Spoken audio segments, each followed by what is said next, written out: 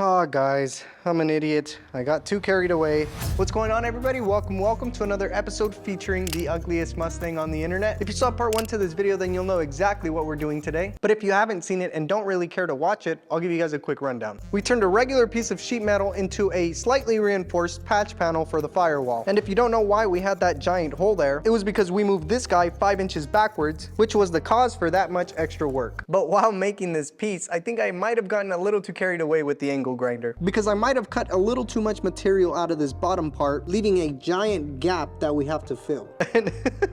And also looking at it now, I realized that that's not the only mistake we made. I forgot to cut the tunnel portion out of the patch panel out. You can still see the faint marker lines that I left there where it needed to be cut out. So it looks like we're making those cuts while it's on the car, but it's okay, we'll make it work. But before we get into that, really quickly, I want to tell you guys some very exciting news. We are currently in the works of designing some new merch specifically for the ScrapStang. Obviously, some of you guys are aware of our Patreon quarter here. So if we're making a rendering of the ScrapStang, obviously all of these names will be in that design. So if you want your name not only on the ScrapStang, but on the merch designs as well, here's the link. So once again, it is in the works, and once the design is made, we can't really change it. So if you want your name or the name of your company on the ScrapStang, here's the link before it's too late. I'm actually super excited to show you guys that merch design. I just know you guys will like it. And huge thanks to Alchemy Forge for pitching some really good ideas for that merch. All right, let's get back to work. So instead of continuing where we left off, which was stitch welding the panel, I actually want to take care of the large gap situation first. And there's a couple ways we can go about it. One, we could just continue bridging the gap like we have going on already. Two, we can hammer the metal until the gap is closer. Or the third option, which is this brazing rod right here. It's probably like 1/8 of an inch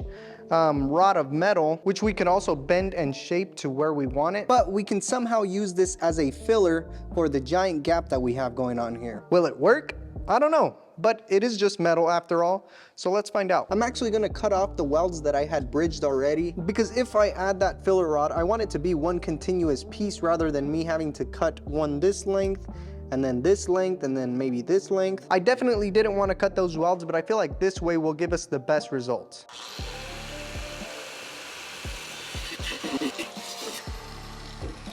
All right, thankfully we have removed these welds without creating any bigger problems. But looking at it from the backside, I think this excess material right here will make it harder for us to lay down that filler rod flush up against those two pieces. So we have to remove it without making this gap bigger.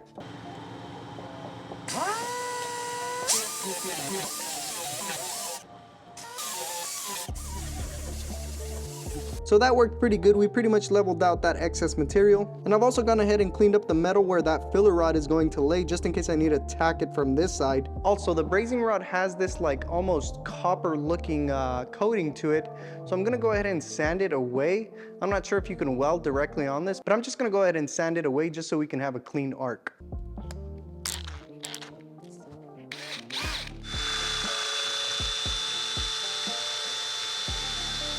That actually cleaned it up really nice. So we basically need to replicate this shape right here, which has a straight shot on this bottom section and goes up slightly right here, which sounds easy, but once again, we are making a 3-dimensional shape because of this area right here that goes forward towards the front end of the car. The first thing we gotta do is to cut this rod shorter because it's about double the length of what we need. And this rod is pretty thick, so this is a perfect time to try out these giant Knipex cutters.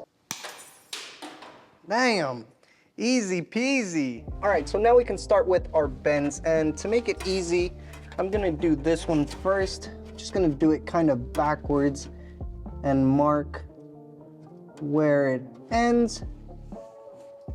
Then we'll give it a good 1-2. I think that's about the angle that we want, maybe.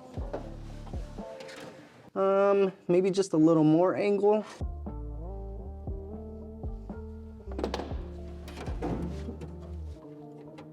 Yeah, that's right on the money.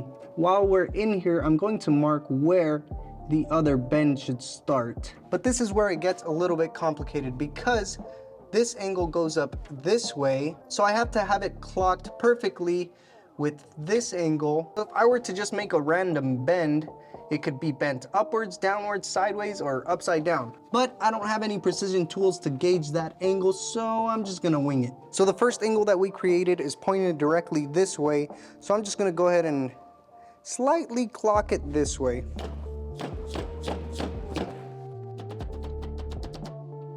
So right here you can see what we meant by a three-dimensional shape.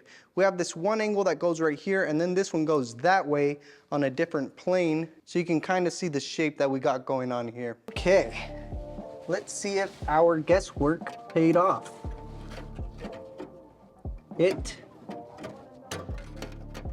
This part is too long, I can't even see. All right, now we can check our angles. Yeah!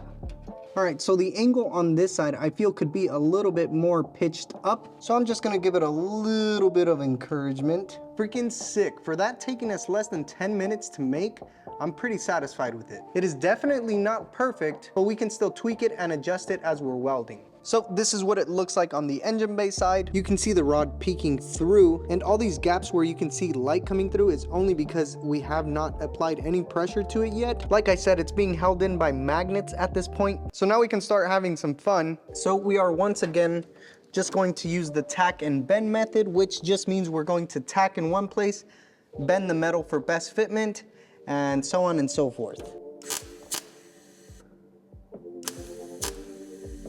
All right, as you can see here, we have both pieces of sheet metal tied in with that filler rod, and that's exactly what we want. We want all three of those pieces melted together for the best strength. And I'm no professional welder, guys. I just like melting metal together and seeing what methods work best for me. So we no longer need these magnets. Because of the tack we just laid, you can see exactly where it is with that discoloration right there. As you can see, we could still move this filler rod around, as well as we can still push both of these pieces of metal in or outwards. So we basically have three ways of adjusting this to give us the fitment that we want. So for this next tack, I'm going to push the metal in from the bottom to close the gap.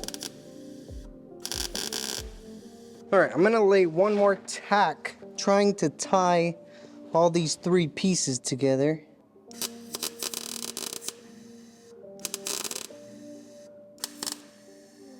One more.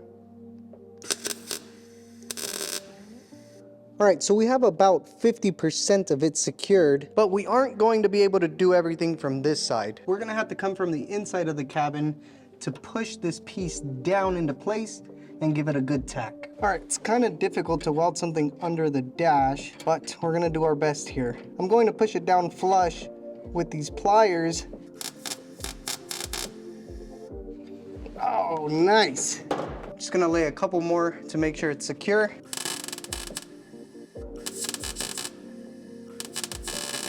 That's not going nowhere. All right, so the filler rod is now tacked in and secured. All right, so at this point, we can only really make minor adjustments. Now we can more easily weld that bottom section, which was the whole point of that rod. Now we get into what is probably the hardest part of this patch panel. And by that, I mean the transmission tunnel area. And since we forgot to cut it earlier before tacking it in, it's just gonna make it that much more difficult. This is an upwards view of what we're working with. So we have to somehow tie this new piece to this old firewall piece right here. And to be honest, I'm not too sure at this point how we're gonna do it, but we're gonna take it one step at a time. Starting with making clearance for the bow housing.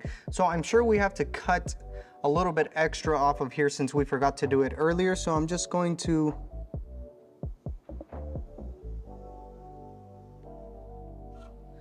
give us a rough shape of what I think we need. Obviously, this isn't exactly precision. I just did this mark by hand, but I think this is roughly how much I would like to cut out in order to clear that bow housing. Is it a little bit ghetto? Yes. Will it work? Maybe, but we're definitely not gonna find out unless I start doing it.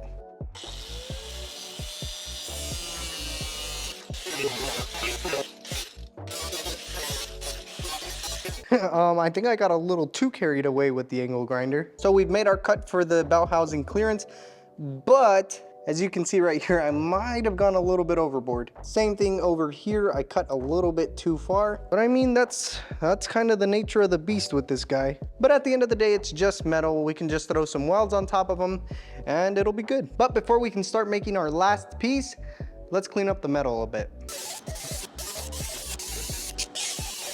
Cool beans, with the edges now cleaned up, we can start drafting our last piece. And this is exactly why I love collecting scrap pieces. This is just some excess material that we cut off of this guy, so we're gonna put it to use. So the idea is we're gonna cut this piece to size right here, and then we might be able to just bend it over to fit whatever shape we need. The main thing that's going to probably give us the most difficulty is this piece of original sheet metal that we folded up, because it is so jagged and not very straight. So we gotta make this piece as even and consistent as possible.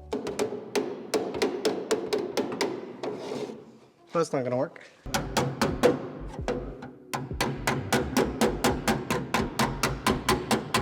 So I've straightened it out just a bit. It's not going to be perfect, but we're just trying to get it close enough.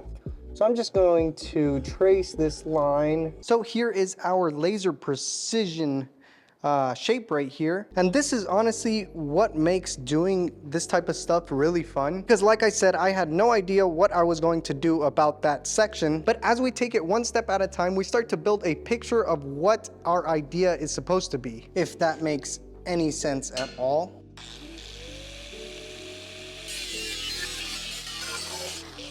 Here is our rough piece. If we need to, we can trim it or bend it some more. All right, let's see what our fitment looks like. Honestly, we're pretty spot on. This is a perfect time for these magnets. All right, so with the piece installed, we can see it fills up the gap pretty nicely right there, and we still have excess material on this side to bend it in order to cover these gaps right here. On this corner, there's a little square missing right here, which probably won't be covered when we bend this, but we can just patch it later. So even though it is a very rough fitment at the moment, I'm going to tack the corner of it in order for it to be secure, and then we can continue to tack, bend, like we have been doing this whole time.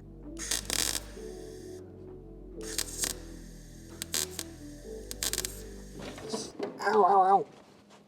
One of them landed in my shoe.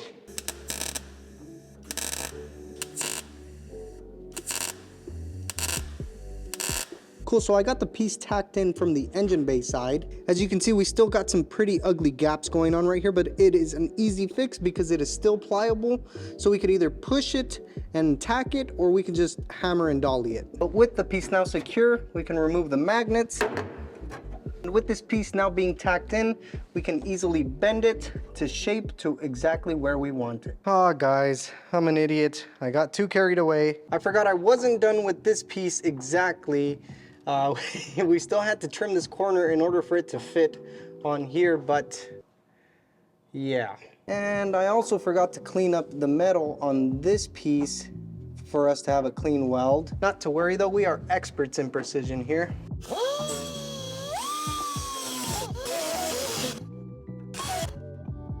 Oh, that's hot. All right, luckily that was simpler than I thought. I might have gone a little too overboard right here, but it's all right, it's all right.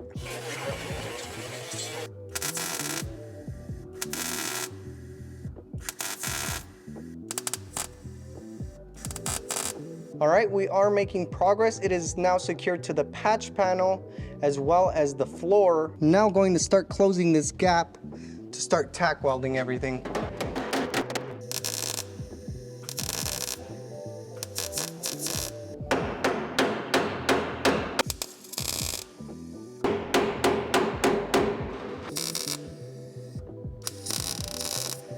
All right, so this piece is now tacked in all the way around. The only thing that is left to make are these corner pieces that should be pretty easy to make. So I'm not too worried about them, but before we do that, let's just continue tacking.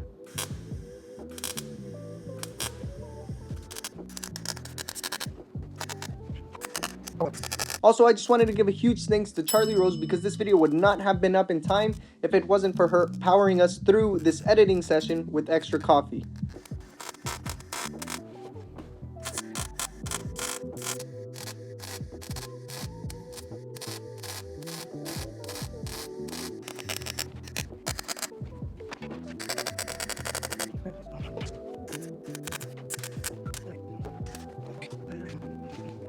All right, guys, I'm not gonna lie, I'm struggling pretty bad here. Everything along the sides and the top is fully welded, but the bottom part right here is just not working with me. I just can't seem to get a good rhythm on here. Here's an example of what we want to look for in stitch welds. Obviously, none of these are beautiful, but I mean, it's stitch welding, so it's kind of what you expect. I am not opposed to showing you guys my mistakes because I also like to show the progression and the troubleshooting that goes into them. So I'm gonna play around with the welder settings, maybe adjust the wire speed a little bit, and see if we get any improvement.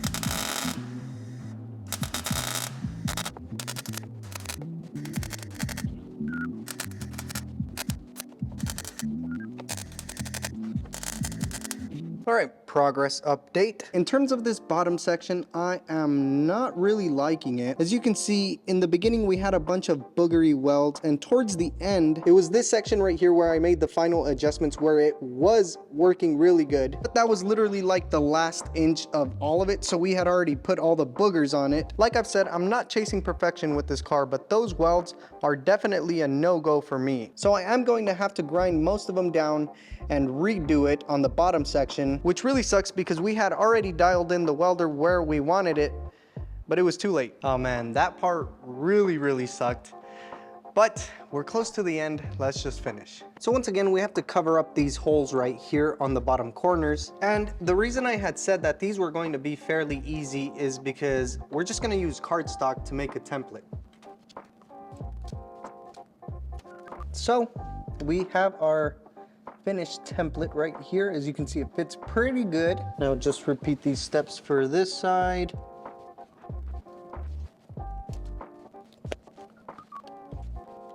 Now we have our second piece right here. Now we once again grab another scrap piece and translate these to metal.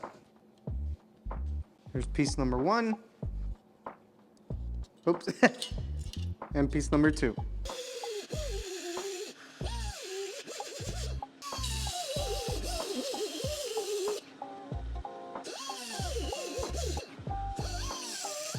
All right, let's test fit these little pieces. Honestly, I'm happy with that. Look at that, it even stays in place. Just going to shape it a little bit better.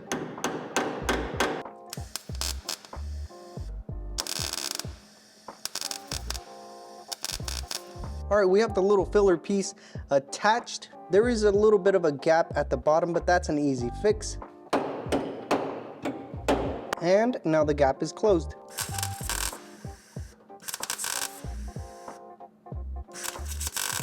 Now we can test fit the other piece. Hopefully it'll go in as easy as the first one. All right, the piece is being held in there by the magnet, and we're gonna get a tack on there before it falls off for the 1,000th time.